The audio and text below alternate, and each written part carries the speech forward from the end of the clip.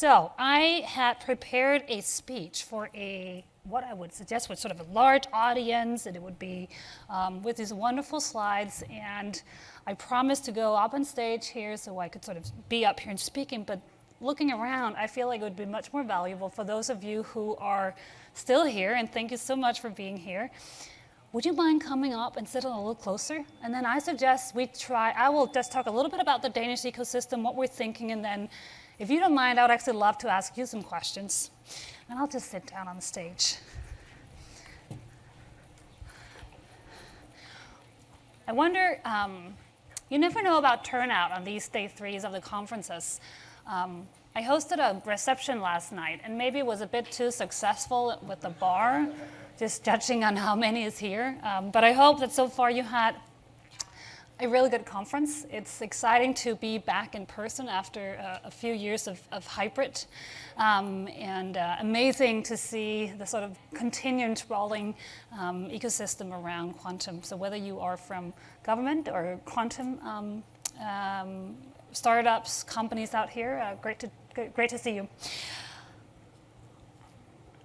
It seems like if you're Danish and you have to talk anything about quantum, you always have to start talking about no spore. It's really hard, I can tell you, not to start talking about no spore, because it is so much of the legacy, deep-rooted legacy, that today is still a driving force in both our academic research, in the increasingly sprawling innovation ecosystem around it, and even in governments.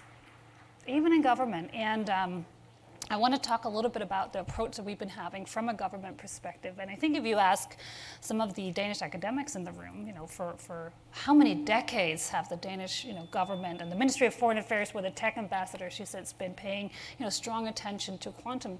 And they might say, not that much, but then slowly and increasingly over the past couple of years, something has really changed. And I think it's from the fact that what for such a long time, at least to a policymaker, has been theoretical, is starting to be somewhat tangible. It is something you can see, you can touch, you can start to understand the commercial implications of it. You can start to see the startups that are already now starting to turn profits around from it. You can start to see the amazing opportunities and actually dream about what big issues quantum computing should solve. Those that, whether we are looking at the climate crisis right now, all of our efforts to reach whether it's going to be 1.5 degrees or 2 degrees, it's about in a hockey stick based on technologies that do not yet exist. And our hope is that when we look at climate change, quantum technology, computing, sensing will have the potential to do a great part when it comes to health and other of these areas that from a political perspective have been so important to Denmark.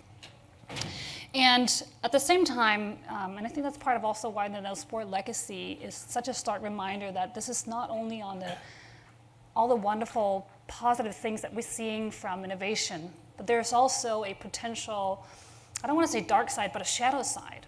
One that is when you have something that is so incredibly powerful, if it is in the hands of the wrong people, or if it's in the hands of the right people but with the wrong intentions, or not understanding the long-term implications, emerging technologies can also pose a significant threat. And it can undermine some of those institutions and values and systems that we spent the entire 20th century building. And so thinking through the Manhattan Project, that was really in a time of war. 70 years from today, the discussion around the Manhattan Project, it was obviously about harnessing the recently discovered power of the atom, but it was also about finding an end to a world war. It was about controlling and mastering a technology that would be so powerful that if it fell in the wrong hands, it would have detrimental effects on the rest of the world. And so how to approach unprecedented power from technology, I think some of the reasons that we are looking into, how did Oppenheimer, Van Neumann, all the amazing minds, including Niels Bohr that was part of the Manhattan Project, how do they approach the sensitivities around this? And so maybe just before I talk a little bit about what are some of the Danish priorities in this space right now, we do look at this not as a dual use, but as a technology that is so potentially powerful that we need to have a lot of patience with, because it's not going to be ready tomorrow. Those of you who are working to building strong, long-lasting, stable quantum computers in quantum technology will know that. But one thing we also know is that when we come as governments 20 or 30 years later after the technology has matured and desperately try to govern it, we often can't do a good enough job. So how about with quantum technologies, we actually think about how to maintain the positive technological edge to make sure that these technologies and applications will support what are the values that we hold dear. From a scientific perspective in Denmark, that is openness, transparency, collaboration, it's research integrity, it's autonomy and freedom in research. And when it comes to societal aspects of these technologies, it is really around democracy, human rights, responsibility, security. And it might seem a little, up in the air, slightly abstract talking about quantum in this way, but I believe that if we don't approach quantum this way, we're going to miss a golden opportunity to do the right thing at a right time. So a little bit about what we are doing in Denmark, and I'll just keep the PowerPoint here. There are some beautiful slides, but it doesn't really necessarily say much more about what we're doing. So I think the most important thing is to say we are, first of all, now just undertaking a new endeavor of building Denmark's national quantum strategy. And so it's a realization that the community, what often happens, the community in Denmark has been a little further advanced than the government, but now with the government, we are stepping up. And so the Danish amazing quantum community has been talking about how do we ensure collaboration, coordination, alignment, and raising the ambitions. And so the new Danish quantum strategy will look into particularly that. It has 4 pillars it will be looking at. First of all, so politically. We are working with partners, as said before, to push for this values-based approach to quantum technology, so one that is secure, responsible, democratic. Some of the ways that we're doing it, it is with a bilateral agreement with the US. It is working with our amazing partners all over Europe, in Singapore, South Korea, Japan, Australia, so really sort of an all-encompassing global approach to this. It is also looking at it from the security perspective. So key priorities for Denmark is the European Union. It's also NATO. As some of you may have known, NATO have launched 2 quite significant initiatives with this regard. First is the NATO Innovation Fund. It allocates 1 billion euros in a capital fund to very early stage investments for startups that are developing emerging technologies, including quantum. You might say 1 billion euros. Isn't that the cost of approximately one quantum computer? How far do you get from that? But I think do not underestimate the fact that NATO is seeing itself as an important player in helping new technologies emerge and grow. And where I see this is really just the beginning. And so my hope is that even though the NATO alliance is not a new, young, hip, or sort of a regular name up on Sand Hill Road for those of you who know venture capital here in the Valley, it is a very, very significant investment. Second, there is the Defense Innovation Accelerator for the North Atlantic. It has a beautiful acronym, DIANA. Because of the stronghold that not least the Niels Bohr Institute and the Danish Technical University of Denmark have, we are very proud that Niels Bohr Institute will host the DIANA's new Center for Quantum Technologies. Kohal, our colleague in here, who will be leading the efforts. It is both focusing on the security aspects of technology, but also the commercial. And so here you have a security political alliance among the allies after World War II, looking into quantum technology, both for commercial and security reasons. And I think that is a unique, I see that as sort of a new dawn for how governments can engage in this. On the scientific side, we recognize that research is, particularly in this field, is international by nature. The Novo Nordisk Foundation, one of the world's leading insulin producer and the foundation that owns it, and the Niels Bohr Institute, they have recently launched a quite ambitious quantum computing program. It is collaborating with groups from all over the world, and it's a very exciting initiative. Like most of the quantum initiatives, it's not a 2-year initiative or a 3-year, it's a 12-year initiative, striving to build a quantum computer. And so this is, I think, some of the research areas that we see huge potential in. And then I just want to talk a little bit about the commercial before going into a bit of a conversation with you. I have been amazed and impressed to see the number of startups, both Danish but also from around the world, that are already now quite a thriving innovation ecosystem in Copenhagen. It is everything from cutting-edge researchers in lasers, algorithms, photonics, including quite impressive photonic researchers at the Technical University of Denmark. And then we see also larger corporations. So it's not only the small, nimble, we get quantum startups. It is also larger corporations coming to Denmark and setting up quite ambitious programs in this. It is everything from shipping, logistics, pharma, and also energy. And so all of this is to say the commercial, the political, and then the international and the research branches. These are really going to be the fundamental pillars of, I can say, and Andreas, who's with me here, who's part of the team writing the strategy, we are so fortunate to have such a thriving ecosystem that has already written substantial parts of where Denmark needs to be heading in this space. And so just before ending, and what I would like to ask you about is, so while we as a government are trying to navigate between these amazing opportunities and walking the halls here next to us, talking to the startups and the companies, there's so many potentials. It is exciting to see that a technology that still feels far out is quite near term too, at least when it comes in some of the application side. And at the same time, when I go to meetings on national security issues, there is a deep-rooted concern. Is this going to undermine the security architecture that we've been building? Is it going to undermine our national security? Is it going to undermine the way that we've been thinking about the world and the geopolitics of it? And so, how to navigate these two sides, I would be interested to hear maybe from you, comments or reflections or perspectives. We recognize that this is not going to be an answer that Denmark will have to answer on our own, luckily. So interested to hear how, either from a business perspective or from a company perspective, you are addressing this. Because when we look at whether it is legal frameworks, market conditions, secure supply chains, reliable collaborations in these fields, it requires a trusted community, and that trusted community comes from recognizing both the massive opportunities but also the associated risk.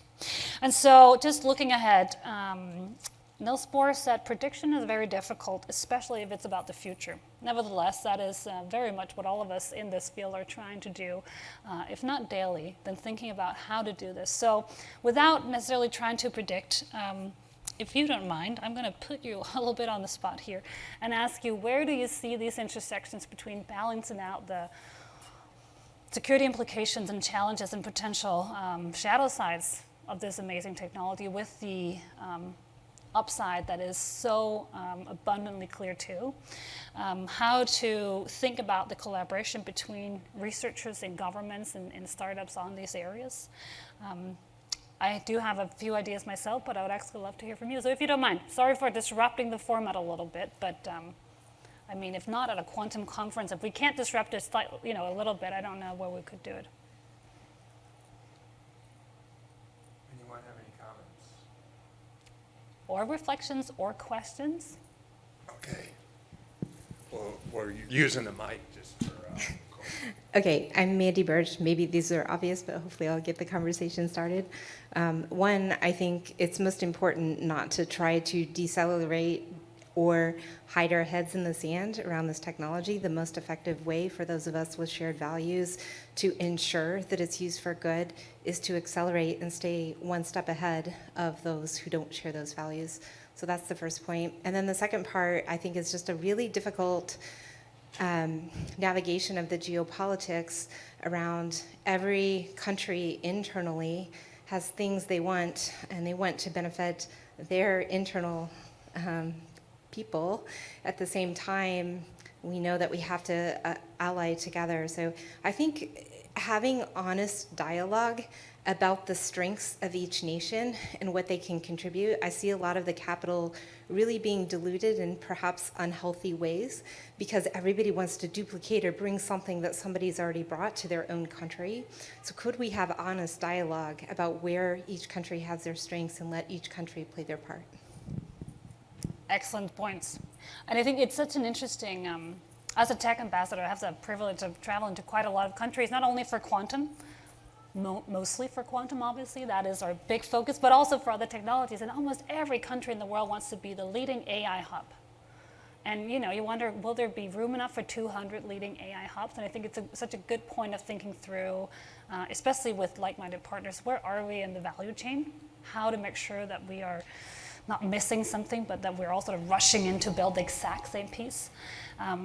The mapping exercises that are increasingly also taking place in the coordination between governments, but also between research institutions. And I think helping us see what is missing in that big picture is incredibly important, and certainly something to take home. But it does challenge how we're seeing, the Manhattan Project was probably a really good example of a true sort of global collaborative effort.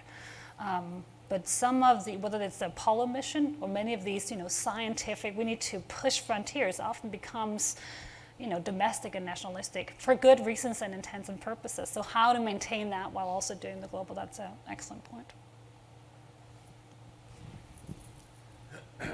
Peter Fierig. I think we all realize that quantum technology is such a daunting task that no nation can do it on its own. That's why we, from the university sides, are supporting international collaboration. More international collaboration will take us faster to the goal. And then you're asking about how can we balance the security aspects. One issue there is that even in the Western Alliance, we seem not to cooperate fully.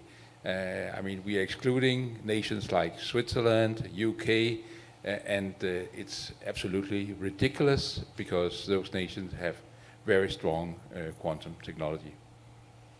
And if we think about a situation where you have a threat from the Far East, I think all the Western nations need to work together to counter that threat.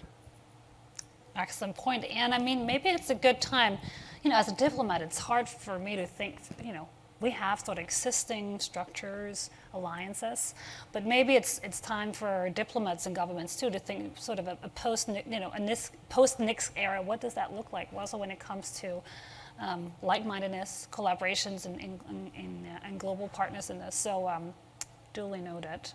And certainly something I know that I've been speaking to colleagues, outside the European Union, but who are very much European in sort of culturally embedded and part, I think, of the same purpose and mission on values. And so that also we see that talent doesn't really recognize borders that much, whether you are in Switzerland or Copenhagen or Silicon Valley or Tel Aviv, and how to make that seamless pool, international group of talents actually be mobile, move around, and support and serve all of the different innovation ecosystems. Oh, one gentleman in the back. Resume. I had no idea we were going to get involved in this discussion when I got up this morning. So I spent, and I apologize for this, about the last 35 years looking at things like export controls for advanced technology. And I apologize because I was one of the people that decided where HPCs could go in the world. And one of the lessons we learned is that, and I could point to really thoughtful people who had the best intentions to say, if we allowed certain advanced computers to go to weapons of, say, nuclear proliferation concern, it would be the end of the world. And I can tell you that the computers we denied them were no powerful than my smartphone in the 70s, 80s, 90s, and 20s. So the idea is that there's no such thing as an absolute capability. There's nothing that says once you have a performance level or capability above this line, it engenders all sorts of badness. The key here in technologies of national security concern is the gap between, if you want to call them the good guys and the bad guys. As long as the gap maintains significant enough that the people that we want to support have a leadership position, that keeps the technology in check in a way that's important, because that technology then engenders a safety net that can take care of the concern. So it's about maintaining a leadership position. It's not about controlling an absolute level of technology. It's always making sure that you are progressing as fast or faster than the people you're trying to defend against. And to me, that's the most important element. And the key element of any interesting technology that has a national security concern, like quantum computing, is the idea that if it's a wholly government-run operation, you just can't advance as fast as if you have a vibrant commercial sector that's driving innovation like crazy. And my perfect example of that is a company called Electric Boat. There's one company in the world that makes nuclear subs, okay, because there's not a huge market for that. We don't want an electric boat in the quantum computing sector. We want a vibrant commercial sector, and that's the kind of infrastructure that drives national level leadership, that pushes the issues of technology level for good versus bad nations to the background. I mean, excellent. Thank you so much. Those really good points. I think just two reflections on it. Particularly because how to make sure that we have competitive markets 2, 5, 10, 15 years from today. I live out here in Silicon Valley, and a lot of my job is also about addressing issues of sort of existing technologies that are very mature, and sometimes the lack of competition among very, very few players. So how to make sure that how we design and incentivize the products and services and models of collaboration that are being created now actually are allowing for that healthy competition. In quite the opposite. If you do an app, the barrier to entry is really low.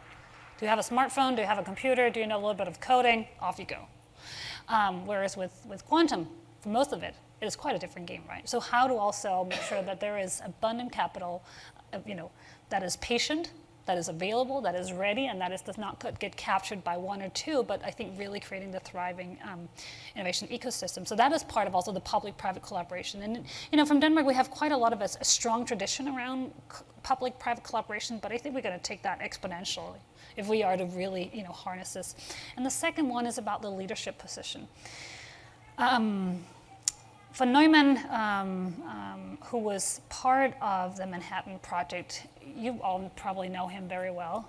He was a mathematician, and also I think the reason why he joined the Manhattan Project was because he was good with explosives. One of the lessons he came out with from the Manhattan Project was that this was not a zero-sum game, and it was not only playing by the rules. Creating the atomic bomb was fundamentally changing the rules of the game. And so he became sort of the father of modern game theory. So much of what we diplomats learn and how to navigate the world and the geopolitical dynamics. And I think quantum might be a little bit the same. So how do we define leadership? How do we define quantum supremacy? Is it simply getting to the first stable quantum computer the fastest? Or is it a combination between that and then harnessing it for doing really amazing stuff? For making the governance systems and structures in place that are allowing and incentivizing that huge group of startups, of companies, of individuals, of scientists and researchers that are following in that path to harness it for good. And we see with, when it comes to green energy, when it comes to decarbonization, when it comes to the green transition, the way that we've seen the success from Europe, Europe in incentivizing whether it be windmill, solar, green hydrogen, all of these issues, we can actually incentivize technology and we can change what does success look like in a gaming outcome, and that helps diplomats and policy people like me to understand how to actually strive for what is excellence. So excellence is more than the scientific, but the scientific from a values proposition of what we want to be doing with it. And thank you also for taking us through sort of how to think about export controls.